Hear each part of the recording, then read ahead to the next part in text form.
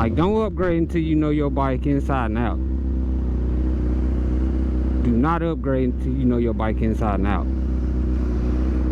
Because I feel like some people, you know, they just trying to be like in the hype or in the moment just to get that 1000cc bike, and probably only been riding for a few months and they ain't ready for all that power. And 1000cc's, hey, it's way less forgiving, buddy.